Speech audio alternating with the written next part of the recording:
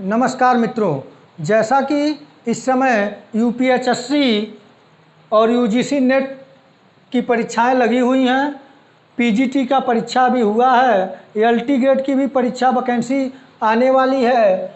तो इससे संबंधित इतिहास विषय से हम लोग अपनी तैयारी प्रारंभ करेंगे। विशेष तौर से जो तैयारी है वह हम लोग प्रैक्टिस के लिए यूपीएचएससी जो कि असिस्टेंट प्रोफेसर सहायक प्रवक्ता के लिए जो वैकेंसी लगी हुई है, उसका सितंबर में एग्ज़ाम होने को है। वह इतिहास विषय के जो बच्चे तैयारी कर रहे हैं उनके लिए बहुत ही महत्वपूर्ण है।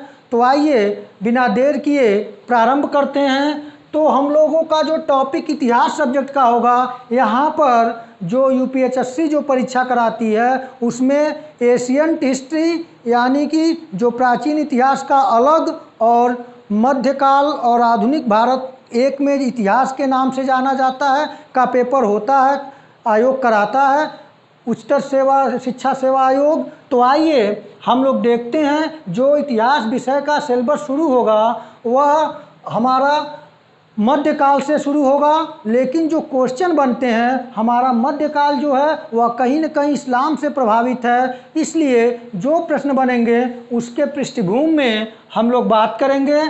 तो हम लोग इस्लाम का आगमन यानी इस्लाम का उदय, आगमन तो होगा ही, लेकिन पहले बात करते हैं इस्लाम का उदय। इस्लाम के उदय से प्रश्न बनता है। अभी पेट की परीक्षा हुई है, उस पेट के परीक्षा में भी कुछ ऐसे क्वेश्चन बने थे जो कि यहाँ से दृष्टिगत रखने लायक है। कहीं से भी चूक अब जो आयोग पेपर बना रहा है, चाहे टीजीटी पीजीटी हायर का हो चाहे यूजीसी नेट हो, उसमें जो प्रतियोगिता स्तर है यह बहुत ही हाई हो चुका है। इसलिए हमें सावधानीपूर्वक अपने तथ्यों को तैयार करना होगा। तो इस्लाम का उदय, तो सबसे पहला प्रश्न यही बन सकता है कि इस्लाम धर्म के प्रवर्तक कौन थे। तो इस्लाम धर्म के प्रवर्तक मोहम्मद साहब थे। मोहम्मद साहब का जन्म कब हुआ था? तो मोहम्मद साहब का जन्म 570 ईस्वी में हुआ था। कहाँ पर हुआ था? तो मक्का में हुआ था। अब यहाँ से 3 क्वेश्चन यही बन गया। और उनके बचपन का क्या नाम था? तो उनके बचपन का नाम जो था वह अल अमीन था। मोहम्मद साहब के बचपन का नाम अल अमीन था। उनके पिता का क्या नाम था? यह भी प्रश्न बन सकता है। तो उनके पिता का नाम अब्दुल्ला था। माता का क्या नाम? तो माता का नाम अमीना था। अब यहाँ थोड़ा सा उनके चाचा का जिक्र आया है। चाचा का नाम क्या था? अबू तालिब था। अब यहाँ चाचा का नाम लिखने का क्या कारण है, क्या औचित्य है?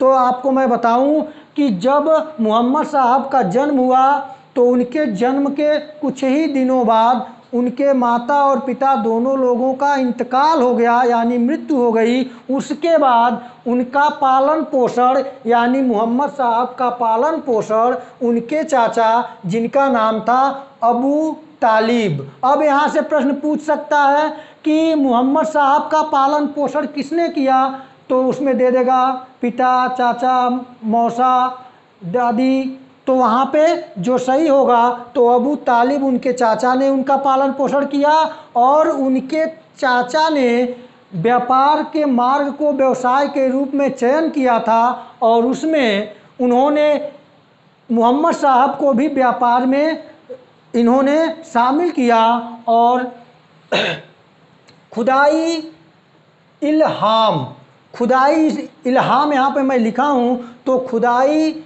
इल्हाम का अर्थ होता है ज्ञान प्राप्ति। ये भी पूछा जा सकता है कि खुदाई इल्हाम का क्या अर्थ होता है? तो ज्ञान की प्राप्ति। और इनको ज्ञान की प्राप्ति कहाँ हुई थी? तो हीरा नामक गुफा में 40 वर्ष की आयु में मोहम्मद साहब को जो ज्ञान की प्राप्ति हुई थी वह मक्का के पास हीरा नामक गुफा में 40 वर्ष की आयु में हुआ था। और इनको प्रमुख किन उपनामों से जाना जाता है? तो इन्हें 3 उपनाम से, पैगंबर, नबी और रसूल। अब यहाँ पैगंबर का अर्थ क्या होता है? तो अंबर से पृथ्वी पर ज्ञान को लाने वाला, तो पैगंबर। नबी का अर्थ क्या होता है? तो नबी का अर्थ होता है सिद्ध पुरुष। और रसूल का अर्थ क्या होता है? तो रसूल का जो अर्थ होता है वह रसूल का अर्थ यहाँ पे जो दिया हुआ है उस पे जो बात है, तो रसूल उसको कहा जाता है जो कि ईश्वर के दूत। रसूल का अर्थ हुआ ईश्वर का दूत। और इनका प्रथम उपदेश किसको दिया? तो इन्होंने प्रथम उपदेश पत्नी खदीजा को दिया। अब यहाँ से थोड़ी सी बात यह जानने योग्य है कि इनके पत्नी का नाम खदीजा था और यह प्रथम उपदेश इन्होंने मोहम्मद साहब ने अपनी पत्नी खदीजा को दिया। खदीजा से थोड़ा इनका कहानी एक दिलचस्प है कि इनके चाचा और ये लोग सीरिया में व्यापार के लिए जाते थे। तो यह व्यापार के लिए गए थे तो इन्हें खदीजा नामक एक महिला ने इन्हें अपना प्रतिनिधि बनाया था और इन्होंने व्यापार में अधिक सफलता हासिल किया। तो खदीजा ने मोहम्मद साहब से विवाह कर लिया और मोहम्मद साहब धर्म से संबंधित बातों में इनकी रुचि रहती थी। और बताया जाता है कि जो इनको हीरा नामक गुफा में जब इनको ज्ञान प्राप्त हुआ तो जिब्राइल ने इन्हें अपना ज्ञान दिया और उस ज्ञान को लेकर यह पैगंबर नबी रसूल कहलाए और प्रथम उपदेश अपनी पत्नी खदीजा को दिया।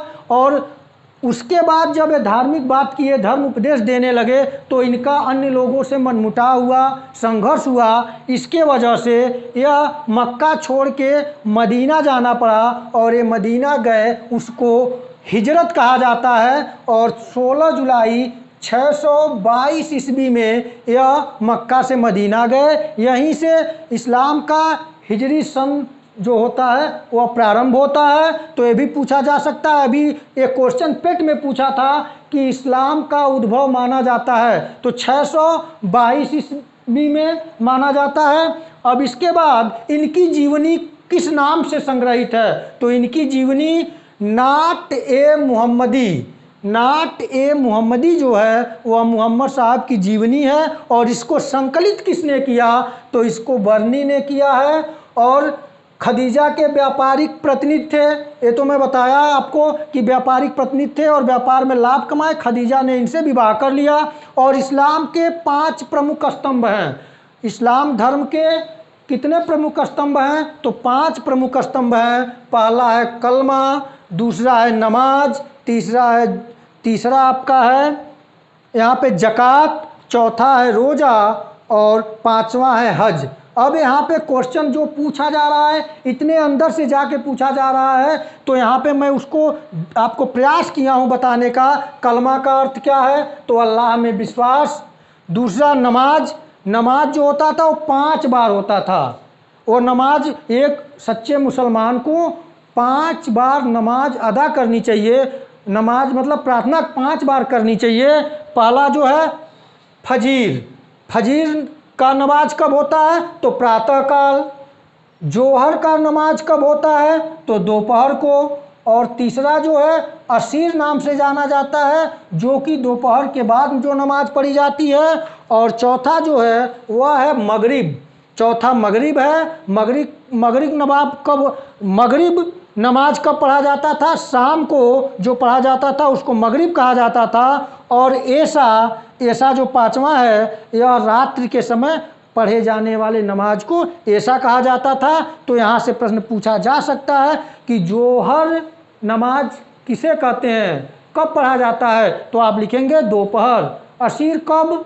तो दोपहर के बाद का जो नमाज होता है उसको असीर कहते हैं। और मगरिब जो शाम को पढ़ा जाता है, ऐसा जो रात्रि को पढ़ा जाता है। और उसके बाद जो पहला आपका कलमा हो गया अल्लाह में विश्वास, दूसरा नमाज हो गया, दूसरा हो गया नमाज में 5 है, फाजिर, जोहर, आसिर, मगरिब और ऐसा। उसके बाद तीसरा जो प्रमुख स्तंभ था वह है ज़कात। ज़कात का अर्थ है दान। एक सच्चे मुसलमान को अपने आय का 1/40वां भाग दान देना चाहिए, यह था। और चौथा जो था रोज़ा का अर्थ हमारे हिंदी में होता है व्रत, यानी व्रत रखना। और जो पांचवा है हज क्या है? तो मक्का की तीर्थ यात्रा एक सच्चे मुसलमान का धार्मिक कर्तव्य या जीवन तभी बेहतर माना जाता था, सफल माना जाता था जब वह हज कर लेता था। यानी कि मक्का की तीर्थ यात्रा एक बार अपने जीवन में उसे अवश्य करना चाहिए। ऐसा इसके जो इस्लाम के 5 प्रमुख हैं उसमें सबसे 5वां है हज, कि मक्का की तीर्थ यात्रा करना।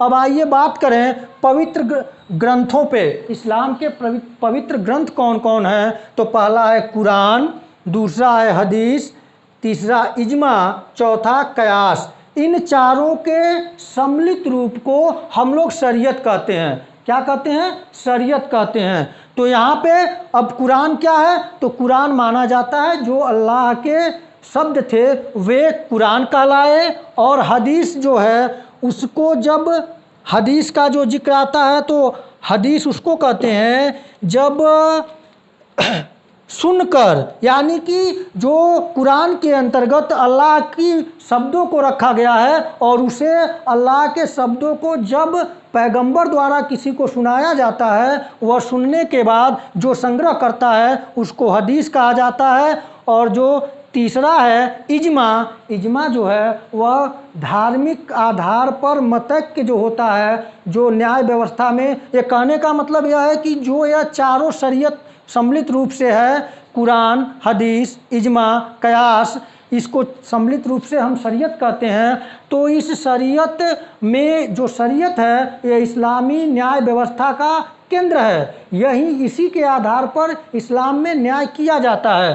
तो इज्मा जो था, जब किसी मतलब न्याय में जो धार्मिक मैतक्य स्थापित हो जाता था उसी आधार पे इज्मा होता था। और कयास का अर्थ होता था तार्किक दृष्टिकोण से क्या उचित होना चाहिए उसको लगाने को कयास कहते हैं। यानी कि जो पवित्र ग्रंथ हैं, ये पवित्र ग्रंथ एक तरह से इस्लाम के न्याय के स्रोत हैं। तो कुरान कि एकदम अल्लाह के शब्द हैं, उसे सुनकर जब उसे पिरोया गया तो उसे हदीस कहा गया।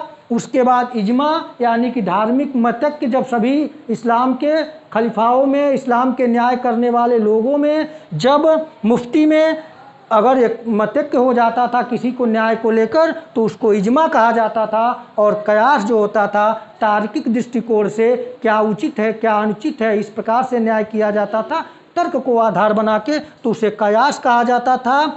और इसे चारों को सम्मिलित रूप से शरीयत कहा जाता है। तो ये प्रश्न बन सकता है, और मोहम्मद साहब की मृत्यु कब हुई अब है? तो इनकी मृत्यु 632 ईस्वी में हुई थी। तो यहाँ से जो इस्लाम का उदय कैसे हो रहा है, कहाँ हो रहा है, इस चीज़ों को आप देख लीजिए। स्क्रीनशॉट लेना हो तो ले लीजिए। और यहीं से इस्लाम के उदय से संबंधित, इस्लाम का उदय कैसे हुआ और कौन किया, और इस्लाम के उदय में किन किन बातों का ध्यान रखना है, मोहम्मद साहब से संबंधित जो भी प्रश्न बनना है वह प्रश्न इन्हीं प्रश्नों से बनेगा। इसके अतिरिक्त और कोई प्रश्न नहीं बचता है जो कि परीक्षा में यहाँ से बनने की संभावना है।